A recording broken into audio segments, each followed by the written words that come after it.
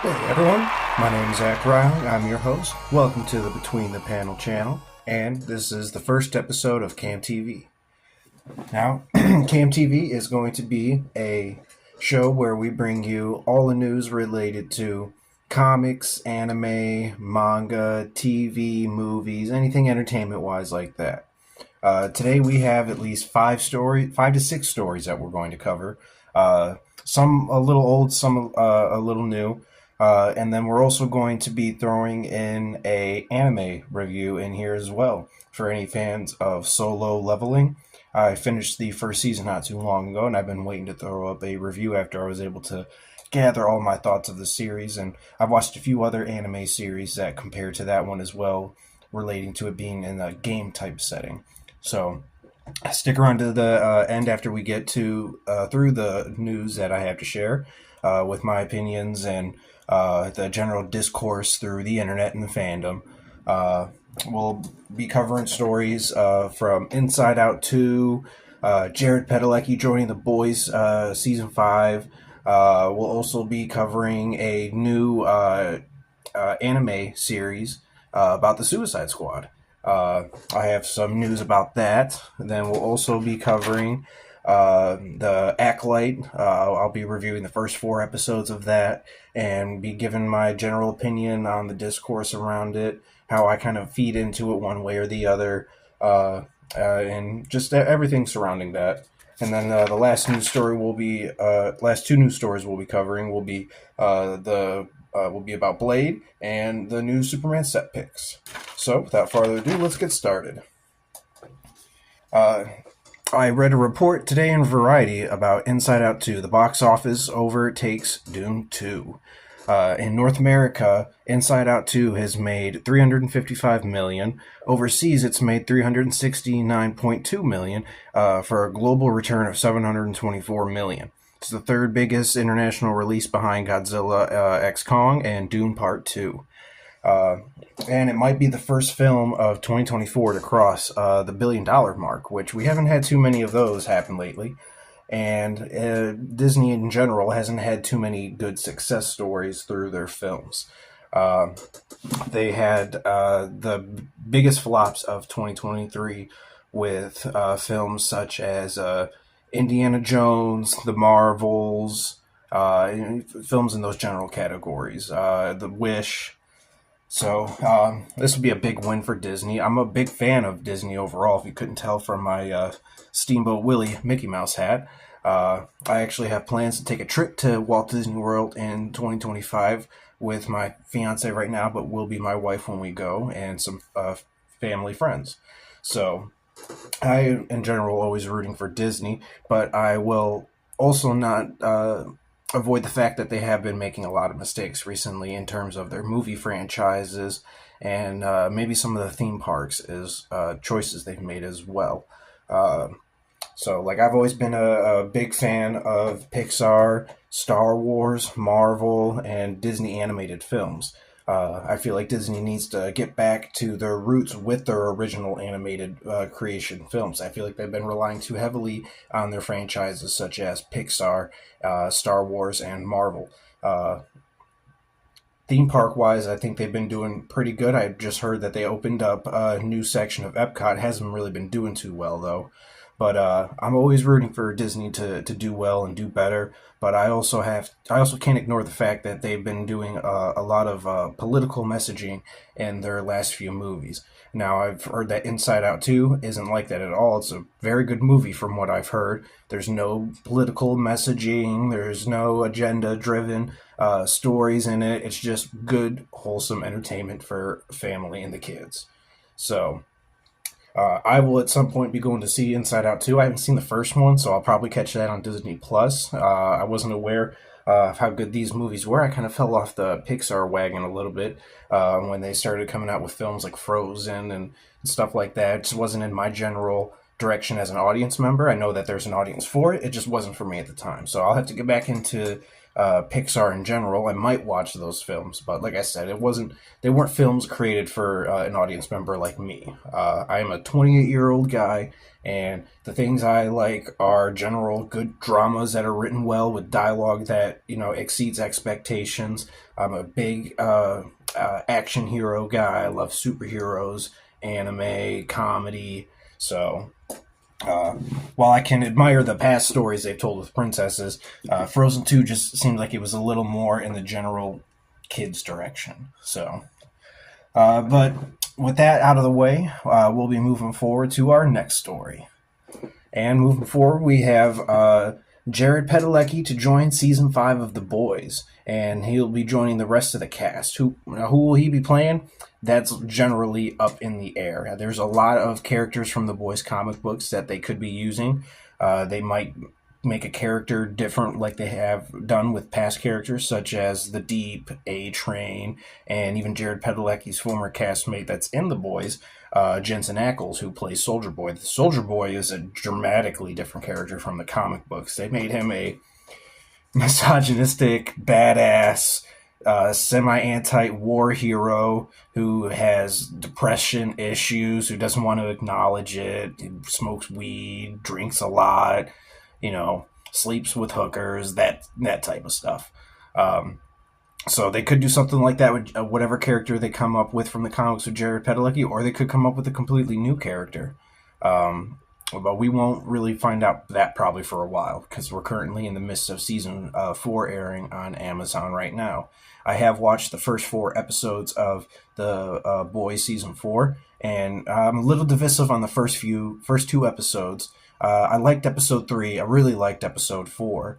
But the only reason I'm divisive on the first 2 episodes is just because of all the indirect political messaging that they did. And I know that The Boys has always been political and, satirical on a lot of real world elements.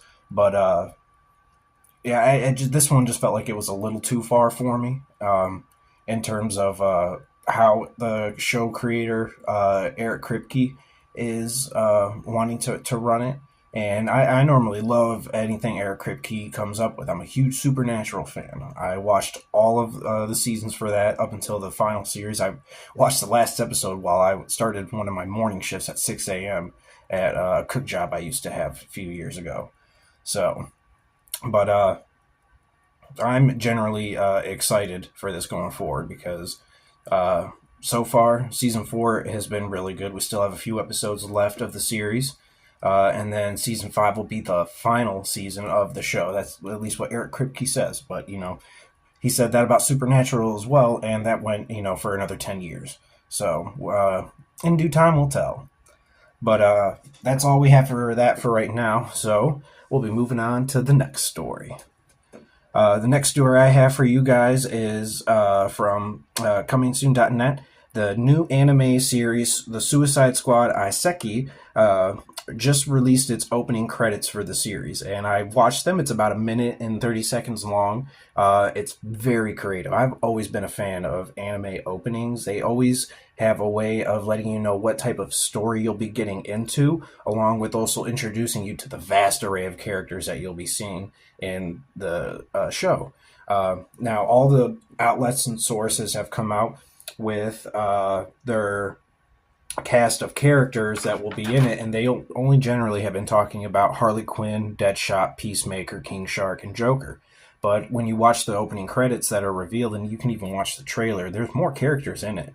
Like I was able to spot characters, like I think I might have spotted Poison Ivy. I'm not 100% sure. It could have been a different character entirely because I did see another character that looked like her with like lightning type abilities, and I've never known Poison Ivy as a character to have that. But even the new Superman anime type show that we've been getting here in America that airs on Adult Swim and Max, even that they kind of changed up the Superman lore a little bit in terms of how his powers react to his body. He has these like lightning type abilities that activate in his body. Has like a surge of power and he just becomes stronger. That's at least how I take it. I generally like that show. There's a few things I don't really like that they've done recently with that, but that's anime for you. but I am a huge anime fan, so I won't complain. But in the opening credits, they looked like I was also able to spot characters like Rick Flag, the Thinker, Katana, Clayface, Amanda Waller, and I think I might have seen Bronze Tiger, but I'm not 100% sure on that. It's very vague in terms of how much they let you see because most anime credits are very quick, flash cuts, that type of deal. Uh, the From what I was able to gather, the show is directed by, and I apologize for my pronunciation for these names. I believe they're probably Japanese. Directed by Iri Osada, and the screenplay is by Tapi Nagasuki and Eiji Umahara. And I did get to watch the trailer. The trailer overall looks really good. The general premise for the series is that the group goes on a otherworldly mission to another realm. And it seems from what I've seen in the trailer, they have about 60 hours to get the mission done before Waller explodes their heads. So that sounds exactly like Amanda Waller. But I'm pretty excited for the series. I didn't know about it until the day I filmed this video for you guys. So the series comes out June 27th. It'll be premiering on Max and Hulu, so you'll have two different sources to watch it. Look to this channel for reviews coming out on that. I don't know if there will be an English dub for this at all, so be prepared. You might have to read some subtitles for this. I've had to get over that not every great anime is always dubbed in English. There's a lot of great animes out there that are only Japanese audio and English subtitles. But if you are willing to, as my friends tell me, use your Sharingan so you can focus on both, you'll have to get good. But that is all for that story. And then moving forward from that, we will be talking about The Acolyte. So, The Acolyte is a series about a former Padawan of Jedi who winds up getting intermixed into this murder mystery. Not much of a murder mystery, though. Where they believe she's killing Jedi. It turns out, though, it winds up being her twin sister. The overall series was supposed to be a murder mystery that gives you a little bit more insight to the background of the Sith and how they came to be within that 100 years before the prequel series starts, and we get into the Palpatine, Anakin Skywalker era with Luke and Darth Vader. But so far, this series hasn't really been promising that at all. I've watched the first 4 episodes.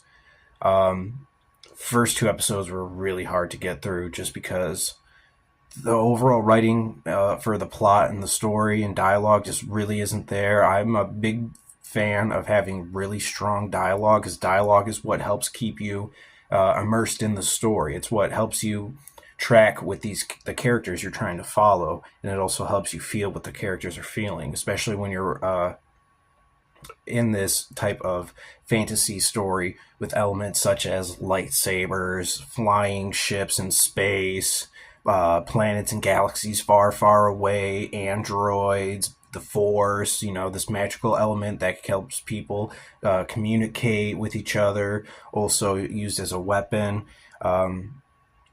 But so far, the series hasn't really lived up to what it said it was. The first 2 episodes was a lot of exposition, slow-paced, not really edited well. The acting falls flat on both the surfaces. I can't really say anything good about any of the actors except for the actor who plays Soul and I apologize. The actress from The Matrix. They were both really good for the brief amount of time we at least get to see her. Spoilers alert. She winds up dying in the very first episode in the opening before the credits even roll for it. So that was a little of a letdown because I'm a big fan of her as an actress. I loved her in The Matrix, Jessica Jones. She's just a powerhouse to, see on any type of screen, whether it's a movie screen or your television screen. So I was really looking forward to seeing her in this, and it was a bit of a letdown when you find out she's the very first Jedi to die in the series, and you find out there's at least four that the main antagonist is after. And they supposedly have some dealings with her backstory, her and her sister, from where they come from on this planet that is terribly named. Most of the planets in this are terribly named if they weren't, if they weren't developed by George Lucas before he sold it to Disney. Um, and you find out they come from a coven of witches. There's no men at all in this village. You find out that the daughters are the daughters of the leader of the witches. I'm guessing she's the most powerful, which makes her the leader. That's not really too delved into much. I'm assuming they might have more backstory episodes, which I'm kind of dreading because I'm not really a big flashback guy. I really can't stand them unless they really do have a good pushing forward of the plot, and they let you know more of the character in terms of how they felt in maybe that moment, and they've only talked about that moment, but they haven't talked about how it made them feel. And that this does none of that whatsoever, mostly because like I said, the actors fall flat in terms of their performances and their dialogue delivery, and the dialogue, there's nothing that the actors can really do to salvage this type of dialogue. I mean, like, everything starts with the script and your story, and if your script and your story aren't there, then there's just no chance of this succeeding. So, in terms of that, I'm just really let down because I was really looking forward to this. This was supposed to be something new, not related to the Skywalker saga or anything like that. And ultimately, it's lore breaking. They try telling you that anyone that uses the Force is a bad guy, that it should be called a thread, that it's not a weapon, even though the mom clearly uses it as a weapon when she's trying to tell them and show them that it's not. It makes no sense. The power of one, the power of two, the power of many. This is what she says is how they use their thread, which is clearly the Force. And that's explained in episode 3. The first 2 episodes are mostly just set up for I'm assuming that to tell that backstory so they can make a big reveal on who Smilo Ren is, which is what we've all dubbed this Sith guy with the red lightsaber. He has just this overly big, bulky helmet with this ridiculous looking metal smile across this matte black helmet. It really does look like it's just a Kylo Ren helmet. They took off the aluminum decaling around the eyes. They probably added some more, clay or whatever to make it look more like Cyclops' visor. And then they just added this goofy ass looking fucking smile with these jacked up metal teeth on it. That's really about as good as I could say what this character is. And then when you get to the episode 3 where their backstory is revealed with the Coven of Space Witches, you find out that the Jedi that the antagonist is after visits them as their children. They're about, I think, 7, 8, maybe 9 when they come to visit them. They find out about this secret village. They want to test the kids because Jedi have the right to, test kids for Force capabilities. And if they do, the Jedi are allowed to take them or some sort of crap like that. That's at least how they're explaining it in the series. The way I've always understood it as the Jedi are capable of testing the kids that have Force-sensitive abilities, but it's ultimately up to the child and the parents if they wanted to go with them. At least that's how I thought it was from the prequel series. I could be wrong though. I haven't read every Star Wars book and seen every episode of the Clone Wars or Rebels or the Last Tales of the Jedi. I've only seen like very few select episodes of those. I've seen the first season of Clone Wars and bits and pieces of episodes from other seasons of that, and I watched the last season of Clone Wars. I've seen the first 2 seasons of Rebels. I've seen a couple episodes of Tales of Jedi just because there's some that I weren't interested in. But ultimately, that's kind of on Disney because Disney's had this property since, I believe, 2013, and they just really haven't done that much interesting stuff with it. But after we get past episode 3, which the episode pretty much ends with the Coven of Witches dying, May who's a really psychopathic character as a kid, who just shows tendencies of always wanting to murder stuff. Uh, she winds up getting mad at her sister because her sister wants to leave with the Jedi, but she doesn't. They were told by their mom to fail the Force sensitive test, even though the Jedi were able to tell, and they were able to convince Osha, one of the two twin sisters, to go with them because she wanted to be a Jedi. And when her sister May finds this out, she turns into this wild, crazy, psycho girl that winds up taking her journal, lights it on fire, and then causes the whole place to light up. Now, I've seen a lot of people online saying that they don't think that type of a fire could make the whole place catch on fire. Listen to me. I'm a fire safety officer for Ford. I work with them through Allied Universal Security. I've taken training classes on how to put out fires, how fires get started, the types of fires there are, the types of extinguishers we have, and the treatments for them. Yet, any type of fire can cause anything to light up in flames within 1.5 minutes to 2.5 minutes. It really does not take long for something as small as like a curtain to catch on fire and then catch the whole house on fire, let alone just taking a book and then tossing it to the side. It's like they were surrounded by a stone mountain. I'll give them that. So like the fire's not going to spread after it heats up the stone. The stone's going to was going to encase the fire, so it puts itself out. But like the rest of the place isn't made of stone. I guarantee you there's tons of flammable materials that would ignite that into the huge explosions that we saw occurring. So to take that for whatever you think that's worth.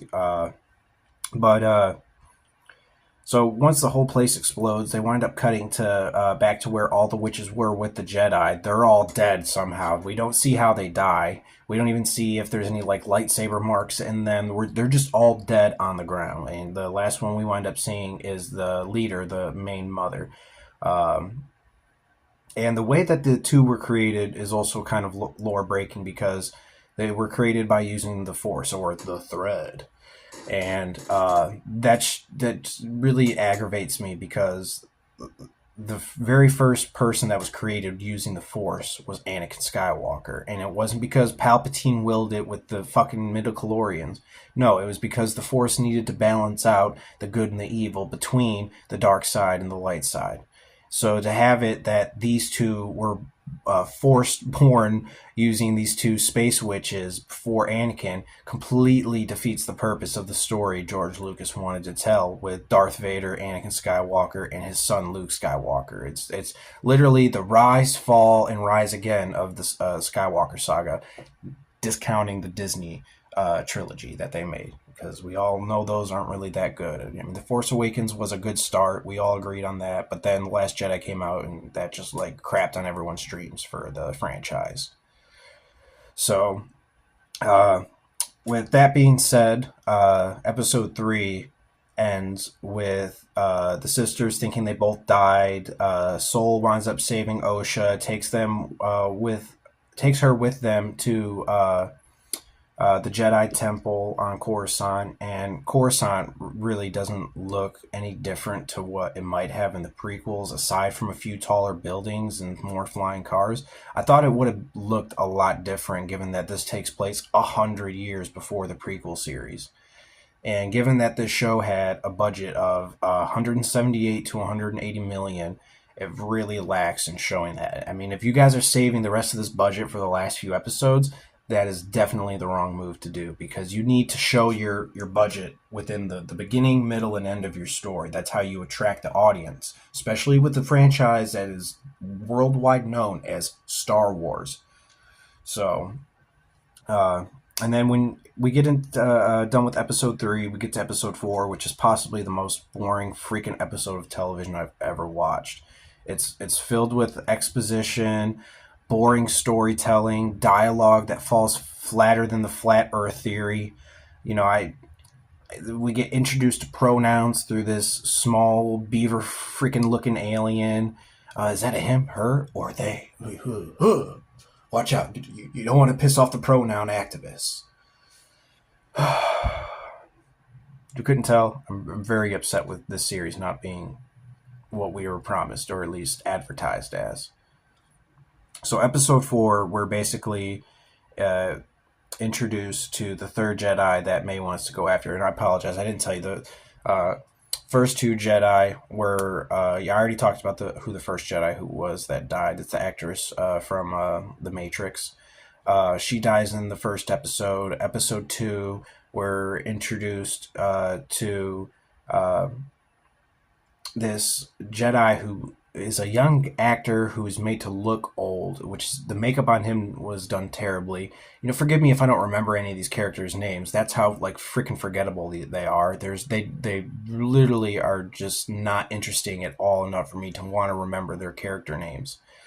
Um, he winds up just killing himself. May winds up just giving him this poison, tries to guilt trip him, and she does apparently, and he takes it and just dies. Um, and ultimately, it could have been a cool character because he was known to have this like force barrier that was impenetrable, and then we kind of got to see that a little bit before May went to go get the poison. She tried attacking him with her daggers. Um, and that didn't, succeed for her. So she went to go get this freaking poison, and then he wound up just taking it because he felt bad. Which, when you watch episode 3 after this episode, you're like, why did you feel as guilty as you did? Like, you literally did nothing. You even got taken over, like mind controlled by the witches when your eyes went black and you went, oh. So I really don't understand the guilt trip that he felt enough to kill himself over that. So take that with whatever you will, with a grain of salt. That's really bad writing personally, terrible dialogue, and just terrible motivations in general. So and then after that we get introduced to in episode 4, the third Jedi, which was possibly the coolest part of this series that we were all looking forward to, a freaking Wookiee Jedi. And we were all hoping we would have gotten to see a Wookiee Jedi with a lightsaber fight and go crazy against whatever this Sith warrior was, or May. But halfway through episode, not even halfway, like a quarter of the way through episode 4, May reveals that because her sister's alive after they see each other again, like that changes everything. She all of a sudden doesn't want to kill everyone now. Like, the motivations for these characters are really all over the place, to the point where it's like, why am I even watching this? Why should I continue to watch going forward? You do not give me enough motivation and interest in these characters to want to believe in them, to want to come back and revisit them in later episodes. That's ultimately the goal of a television show, to get you invested in not only the story, but these characters. If you don't feel anything for these characters, then you're not going to feel anything for the story. It's just how it goes. So episode 4, where we get introduced to the Wookiee Jedi, we're all looking forward to seeing like this giant battle. There's no fighting whatsoever in this episode. The Wookiee Jedi winds up getting killed off screen. The camera pans around to him while he's sitting in this chair after May finds him, and she's going to turn herself in because she doesn't want to, kill anyone anymore because her sister's alive. That changes everything for some reason. So, and then we get the reveal. He's got a lightsaber mark in his chest. Oh, he died. Didn't get to see that, though. That would have been cool. Probably it was this really cool fight that we just didn't get to see. So, and then after that, May gets found by the rest of the Jedi at Master Torpal, I believe is the Wookiee's name, Torpal. And if I'm wrong, feel free to let me know in the comments. Open to letting me know I'm wrong. I'm wrong about more than one thing on a day. So, but Jedi get there to his home, wound up knowing May's there, try to coax her out, and unbeknownst to them, the Sith master is there and winds up taking them all on. I thought we were going to get this big battle, but no, it doesn't. It ends with all the Jedi that's there pulling out all their lightsabers, doing their poses. Not really that good of poses either, I might add. And then it ends with basically the Sith Master just pushing them all to the camera in front of us. And then it cuts to the black screen and credits. So they're really, like I said, this is a boring episode. It was a lot of walking, talking. The talking wasn't really relevant because the dialogue wasn't good. There wasn't any reveals through the dialogue. It was really a waste of time. You guys wasted a lot of money on this episode. I won't lie. The only part of it that I can say I enjoyed was when they first get to the planet that Master Tarpal is on, and you get to see this wide landscaping shot. That was the only shot that looked like they shot on location, because for the most part, this whole episode looked like it was on a set in the forest that was built on a soundstage.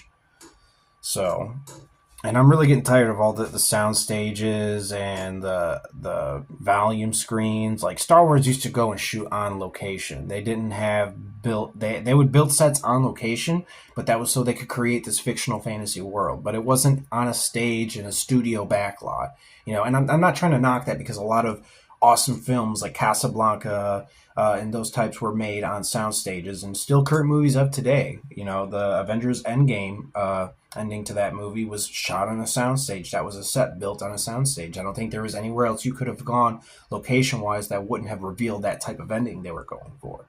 So there are exceptions to that, but Star Wars is such a big property, and the second you put it on a soundstage that just isn't big enough, or on the volume that only encapsulates a certain amount of the surrounding area on camera, it just makes the universe feel small. And you cannot have a small universe that's titled in a galaxy far, far away. It, from a narrative perspective, it bothers me. From a filmmaking perspective, it bothers me. From a fan perspective, it bothers me. Um, at this point, I would be happy if Disney just sold off Lucasfilm. 'Cause so far, they haven't done a good job with Star Wars or Indiana Jones. They haven't even tapped into a lot of the other properties Lucasfilm has developed, and they've developed a lot. They've worked with a lot of companies through the years before Disney bought them. Uh, and I'm starting to currently feel the same way about Marvel with Disney as well. I mean, the last 4 to 5 years have been rough with Marvel, and I can only put that up to Bob Chapek and Bob Iger, because they've been the CEOs the last decade. So, and I used to really like Bob Iger. I used to think Bob Iger was this really great CEO until I started hearing more come out about him and different opinions and aspects. Like, because I've read his book, The Ride of a Lifetime, or listened to it because I have Audible, and I'm better at listening to stuff than I am at reading. Listening holds my attention more than reading. So, but I listened to The Ride of a Lifetime. It's a phenomenal book, phenomenally written, phenomenally narrated. He narrates the first chapter, I believe, or the introduction to the book, and then he narrates the last ending part of the book. But it's great insight to how he became a successful executive, producer, CEO. But at the end of the day, when I think about it in terms of what he's done for the overall Disney entertainment, not the theme parks, because I know he's done a lot for the theme parks. I won't take that away from him. But in terms of entertainment, he didn't really do anything to revitalize Disney animation. All he did was buy Pixar and put the heads of Pixar in charge of Disney animation, and all they were doing was making Disney Pixar films. They weren't just making Disney films and Pixar and then Disney Pixar. So it wasn't like we had this trinity of wholly animated features. It was just Disney Pixar. So to me, that was a bit of a cop-out when I started to think about it that way. And then in terms of why he bought Star Wars or Lucasfilm and Marvel, he bought them because he wanted boy brands. Because Disney inherently is a really feminine and childish brand, because it's built off of characters like princesses, Mickey Mouse, Donald Duck, Daisy, Minnie Mouse, Goofy. And the second he started to think, oh, it's these franchises like Star Wars and Marvel are too male dominated. We need to introduce more female characters so we can get more females on board. Did you do any research before you guys initiated that to have the numbers show that that's what fans wanted? Like, you bought these brands because they were boys' brands. They've always been boy heavy since the start of them being made. It's same thing for why Disney bought Power Rangers. They just weren't really doing that well on the toy side of it, which is why they sold it. But in my opinion, Disney made some of the best Power Rangers shows to date. They have some of the best storylines, some of the best acting. And when they sold it back to Saban, and we had the Neo Saban era of that, it went back to the 90s cheesy style of writing, which I don't know how he wound up doing that, because he wound up producing some of the best series as well, with In Space, Lost Galaxy, Zeo. So I'm going off on a tangent, though. That has nothing to do with Star Wars and Disney and The Acolyte. But overall, that's the general consensus of The Acolyte. The Acolyte currently sits on Rotten Tomatoes right now with, I believe, a critics rating of 84 or 83%, somewhere around there. It was originally at like 94, but that dropped. And the worst of all audience score, which was at 14, the lowest, but now just recently, as I have seen today, is now at 13% on Rotten Tomatoes for the audience score. There are a couple of 4 to 5 star reviews for the audience scores that are good, but for the overwhelming majority, we all don't like it. We all see the terrible writing, the bad production values, the terrible showrunner who hasn't done anything else besides this and claims this is her best piece of work art she's ever done. How can you claim something is your best piece of of art you've ever done when this is your first piece of work of art you've ever done? Before that, you were the personal assistant to Harvey Weinstein. That doesn't count as art. That counts as a felony in my fucking book. So overall, Disney needs to get better at putting together a team that can bring together a entertaining story for audiences that encapsulate the Disney brand, which is a family brand. And if anything, they should go back to doing what Michael Eisner did when he was there, which was created Touchstone Pictures. It was originally Touchstone Films from the last CEO that was there, but he made it into Touchstone Pictures. And Touchstone Pictures had Emmy-winning movies. Like there's a lot of movies that Touchstone Pictures made that are still looked at as really great movies from today's perspective. Why they had to shut that down, I would have to do a deep dive in a video on that on itself. Um, but Disney needs to find a way to make it back in the entertainment business because so far they've lost money on Star Wars. I'm sure they've more than made their money back on Marvel. Uh, but the last I heard, Disney is $2.4 billion in debt still for their purchase of Lucasfilm. And I'm sure they thought that they were going to make that back easy when they came out with the first few films, and they were financially successful. I'm not going to take that away from them. But Star Wars isn't the only thing you bought Lucasfilm for. So that's another reason why you guys are failing. And you guys failed at making an Indiana Jones movie because you guys wanted to rely again on Harrison Ford and you guys wanted to put more of your political agendas in there with your woke ideologies, with your writers and producers and showrunners that you guys have available with you. How James Mangold let that happen is beyond me because the dude is a terrific writer and filmmaker and director. He made one of the best comic book movies, hands down, period, with Logan. That is a freaking masterpiece movie. It's one of my favorite movies in the X-Men universe of all time when it was still owned by Fox. Well, I mean, it's still technically under the Fox banner, but Disney owns Fox now. So that's the reasoning why for that. But, yeah, Disney, you need to get better. I have faith in you. I love you. Please do better for your fans. You guys are a family first entertainment company. You guys need to keep that in mind. Kids don't pay and teenagers don't pay for what you guys are offering. The parents and adults are. So, with that down and out of the way, I'm going to move on to the next story. I think I've spent plenty of time on this. Moving forward, from Variety, we have the report about Blade. Now, I know this is a little bit of old news, but I'm still going to get into it anyways. Blade has recently had its second director leave the project. It might be due to creative differences, or they just didn't want to work with him. Maybe he was hard to work with. We don't know yet. Nothing has come out from Disney or Marvel stating why this has happened. But as far as I can tell, this movie has been trying to get the script written and find a director for the last 5 years. This movie was announced 5 years ago. At this point, I'm wondering if the weighing interest is falling short of it. I know mine is. Now, I love Blade. Blade's one of my favorite supernatural characters from the Marvel Universe. But the longer you wait to put this project out, the older Mahershala Ali gets. He's not going to want to do it. He's already, I think, 53, 54, something like that. When he was in his 40s when they announced this. You know, a lot of actors aren't going to want to continuing to keep along with these projects if you guys have to keep stringing them along, delaying the project because you guys can't, for some reason, work out the script. It's not that hard. We got 3 Blade movies from the 90s into the 2000s. You know, those work just fine. So, why you guys can't figure out how to put a cohesive story together is beyond me. We have tons of vampire movies and TV shows that are successful that you guys could take note from. As long as you guys make sure it's R rated, Blade kicks a lot of ass, he gets referred to as the Daywalker, has his signature look with his sunglasses. I don't care if he's bald or has hair, that don't bother me one way or the other. Has his cool black leather trench coat jacket, has his sword, some guns, and we're good to go. It's not that difficult to do. And I've seen some reports that they haven't even gotten the villain figured out.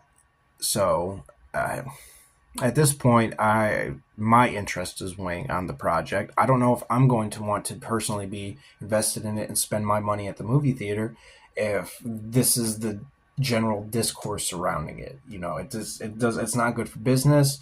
It's not good from a fan perspective. And like I said, Marvel has already been just losing in terms of box office for the last few movies they've put out, and critically they haven't been doing too well either from critics and fans. Ant-Man Quantumania, I enjoyed the film, but it wasn't what I wanted it to be. The Marvels, I didn't watch that because I just wasn't interested in it, and I saw the general reviews of it being it's a bad movie. It's terribly written. The acting is awful. The main villain just comes across as a one-note character. They stole the plot from Spaceballs in it. Like, there's just a lot of bad things surrounding that movie. I'm not going to spend my money to watch it. Even now that it's on Disney Plus, I still have not watched it. It's just not the movie that I want to see. That's not my fault. That's general Marvel's fault. They did not make a movie for everyone to want to go see, and that was a letdown for me because I saw the Captain Marvel movie that came out in 2019 before Avengers Endgame.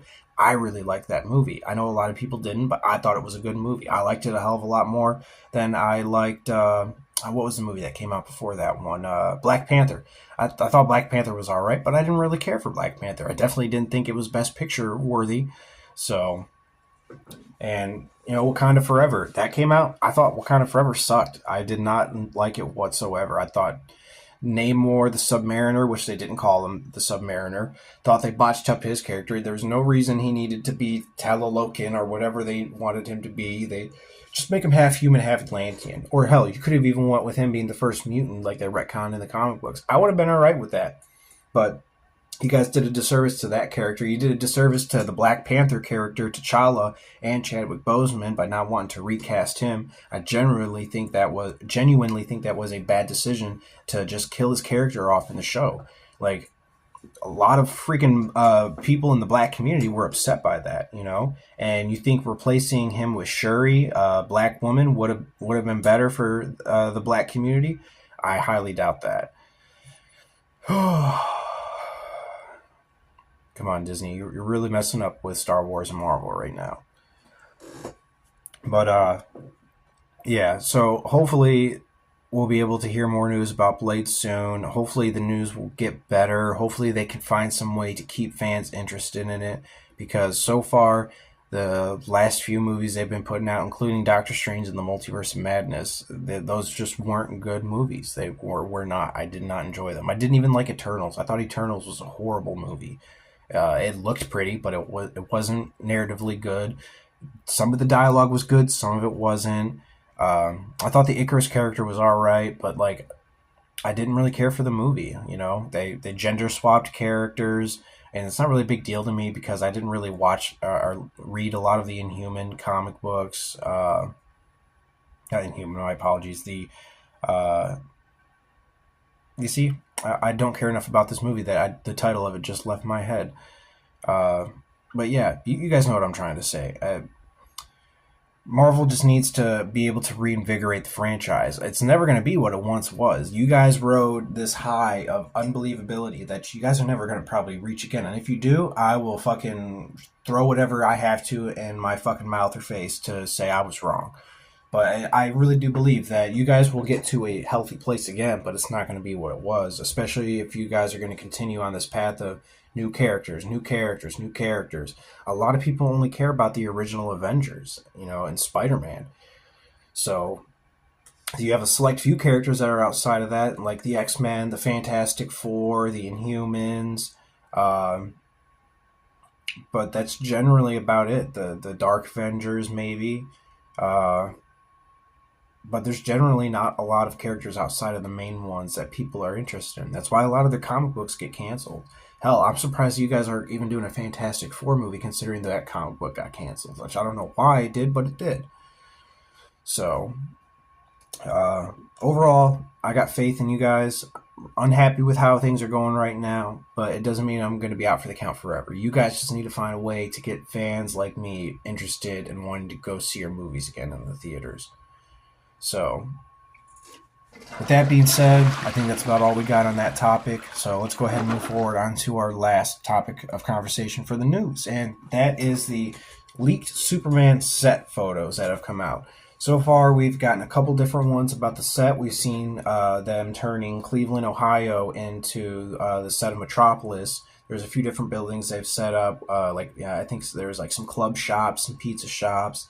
The Daily Planet, we've gotten to see a little bit of that. The globe they've made. Uh, and the other pictures they've released are pictures of like newspaper stands where you go, you put a quarter in, you get your newspaper out. And two of the titles read as Superman saves 20 after downtown building collapses. And then the next one reads Superman stops MTA rail from running off the tracks. And they also are accompanied with pictures. The Superman saves 20 after the downtown building collapse is him in his iconic pose with his hands in a fist position at his waist, or sometimes he'll just hold his waist. He's kind of looking up with his cape flapping in the air. It's iconic pose. We've seen Christopher Reeve with it, Brandon Routh. We've seen Tyler Hoechlin with it. Anyone that's worn the suit, Dean Cain, Tom Welling, even if it was a photoshopped photo of him. But we've all seen those photos of them. It's an iconic Superman photo. The only thing that we're missing in that pose is an American flag posted behind him with an American eagle maybe perched on his shoulder. So we need to get back to loving America again, people. America is still a great country. We might have our faults, but guess who that's on? That's on us as the people of America. So as my buddy Ray says, get good, scrub.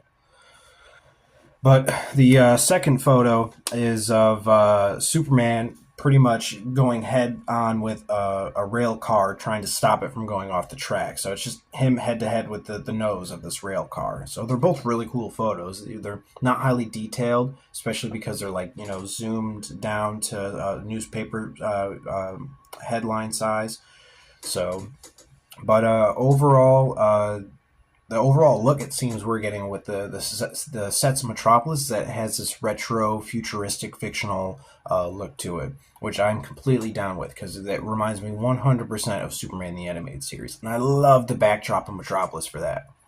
One thing DC does really well that Marvel falls flat at almost like 80% of the time is that DC knew to stand out from them, they had to create these fictional cities like Metropolis. And I know Metropolis is a real city somewhere here in America. But Metropolis, Gotham, Central City, Bloodhaven, all these fictional cities that you can just make whatever you want. So you're not stuck to one look like Marvel is with New York City, Detroit, Chicago, L.A. So you're really open to freedom with making these cities characters. That's why so many people like the Batman so much with Robert Pattinson, directed by Matt Reeves. That the Gotham itself was the one of the main characters in it, even if it didn't have dialogue. It spoke mounds with its looks. You could probably know what it smelled like just from looking at the streets, the people that walk it, the trash that lies on it, the neon signs at night, how much it rains. That probably affects the way the city runs. The types of buildings we had, the skyscrapers, the high, the tall, the short, the fat, the wide, the skinny. So I'm looking forward to seeing how James Gunn builds out the Superman world.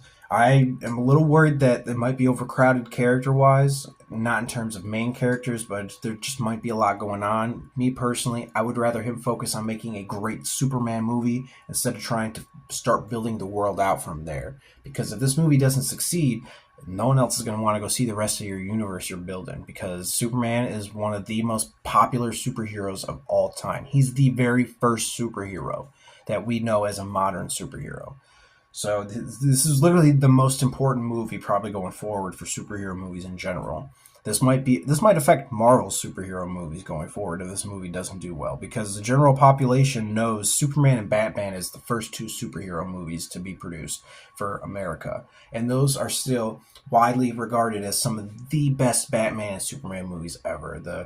The 78 Superman movie with Christopher Reeves, directed by Richard Donner, and then the 89 Batman movie with Michael Keaton, directed by Tim Burton. Those are still probably two of the best renditions of superhero movies overall. They're not comic accurate. Well, I mean, the Superman movie might be, but they're just really good stories that are told through the human perspective, which is what makes us relate to those characters so much.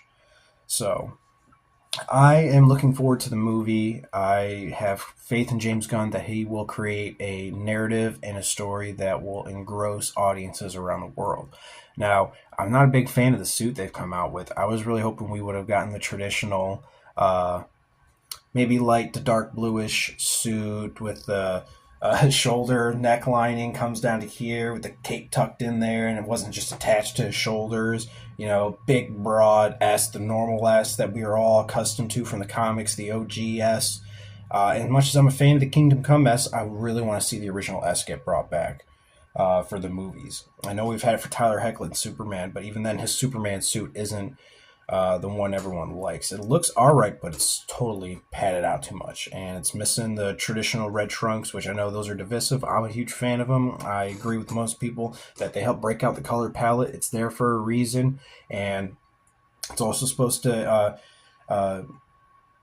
allude to the days when he was first created, to the strong men that wore stuff like that. And it might not be intimidating, but Superman's not supposed to be too much of an intimidating character. He's supposed to be approachable, and that's the whole point of him. The second you make Superman an intimidating character to not just the people in the story, but the audience, you take away the essence of the American iconic hero who fights for truth, justice, in the American way.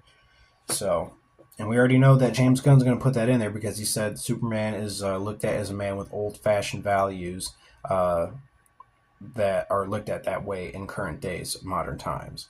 So, but Suit was standing aside. I am thoroughly looking forward to this. The cast seems outstanding. The type of story we'll be getting from the comics, he said it's surrounded on, are just nothing but to look forward to. So while I might be unhappy with the suit and how it looks, because it looks a little bit like a Guardians of the Galaxy suit, it's really dark. I didn't expect it to look so dark. I was hoping for a brighter suit, but it also looks like it was a little battle worn, so we'll see. And I know it wasn't supposed to be a official suit reveal. That's what James Gunn said, but like the second you put out the first image of the suit, that's your first reveal. So, but anyways, that is all we have on that topic of discussion. So that's all we got for the news, guys. So I hope you enjoyed me reading off the news to everyone. Let me know in the comments what you guys all think about all the stories that I just talked about. I want to know your opinions. I want to know what you think. Let's have a topic of conversation. I will respond to you guys in the comments. Whether you guys leave good comments with good questions or you guys leave some vulgar comments with some vulgar words, I'll respond to either one. Now, how I respond, you'll have to find out. But please, let's have some conversations going on in the comments. The more followers and viewers we get with these, I'll start to do live streams, and we'll have live chats where we can all talk together live, so it's not me going back through the comments a day or two later trying to respond to the people that actually have good questions or people that just want to talk shit to me. So I know my opinions aren't everyone's opinions, and that's just how the way the world is. But hey, I'm all right with that. I'm okay with having some good conversations and some bad ones. That's life. So, but as I promised you guys, if you have stuck around to the end of this video, I'm going to delve into my first anime review on this channel. Now, I've been a big fan of anime my whole life. Some of my favorite animes are Case Closed, also known as Detective Conan in Japan, Dragon Ball, Dragon Ball Z, Dragon Ball Z Kai, Dragon Ball Super, Dragon Ball GT, anything Dragon Ball related I love. TV shows, the movies. Also a big fan of Gundam, Naruto, Uh, I'll do reviews on all those if you guys want them. I might just do it anyways because I like talking about them. But with that being said, today's anime review is Solo Leveling. And I have to say, the second I started watching the first episode of Solo Leveling, I was enticed. I was invigorated, and I needed to know more about not just the story, but the character I was following. Uh, the story surrounds the main character, Injon, in John, something like that. I can't remember off the top of my head because it's been a few days since I've seen it. But he's essentially what's known as a hunter. They hunt these monsters and creatures that come through these dungeons, also portals that appear in their world, and they get paid for doing this. Each hunter has a specific skill that helps them out in their abilities, and they usually group together in teams, so every person's skill can help accommodate every other person in the group, because not one person is really capable of doing pretty much anything or everything. And we meet the main character in the beginning. He's known as the weakest hunter. And we meet the characters that surround him, his friends, his family, and he winds up going on this mission where we see him fighting this goblin. It's a weak goblin, and we see him take it out and hurt his leg. It winds up cutting him. If you guys aren't good with watching blood in general, whether it's live action or animation, this might not be the animation for you or the anime. So I highly regard, if you don't like watching anything really violent or bloody, don't watch this. But if you guys are really into violence, blood, gore, fighting, and death, then this will be straight up your alley. This is one of the most violent, bloody animes I have ever seen. I've watched, and I know that's saying a lot because Chainsaw Man's pretty freaking out there as well, and there's a lot of other older animes like that as well. But when we see him take on this first dungeon, it's really like a normal type of dungeon everyone's become a part of and accustomed to, until they get a little bit farther in it and they realize it's a completely different area in the dungeon they weren't expecting to. It's an older dungeon that no one's known about. It has these gigantic statues with these faces that are smiling. Some of their eyes are covered up, I do believe. Some of them aren't. They each have different weapons that they use, and they pretty much control this giant arena in this dungeon. And the main characters get trapped in there, and they have to figure out these clues. And if they figure out all the clues, then they might be able to get out alive. But not everyone makes it out alive. I believe there's only like 2 to 3 people who make it out alive. 2 people who make it out alive out of maybe a group of 8 or 10 people. And they all die gruesome, bloody, horrific, violent deaths. Even the main character you follow winds up dying at the end. He helps get his 2 closest friends out of the dungeon that they were in after he helps them solve the clues. And these are really difficult clues to have to solve, and amongst trying to be killed by stone statues, knights, and magic is pretty much what it seems like. So the main character winds up dying and then brought back to life. He's reborn, and he is giving what's called a new ability. I don't believe he had one before, which is why he was one of the weakest hunters. And this new ability is to level up. And no other hunter in the history of hunters has been able to get stronger and level up. What they have is what they're saddled with. That's it. They're set. Whatever skill they got can't be improved upon. But he is the first one to be able to do that. And not too many people have been reborn. It's very rare. So when he does eventually get brought back in the hospital and he's tested for it, he kind of fails the test at first. But it's really because... Hey everyone. So, sorry about that. I have to merge 2 videos now together to finish the show. But I left off on the review for Solo Leveling. So I only have a certain amount of time left, so we'll make this short, quick, and sweet.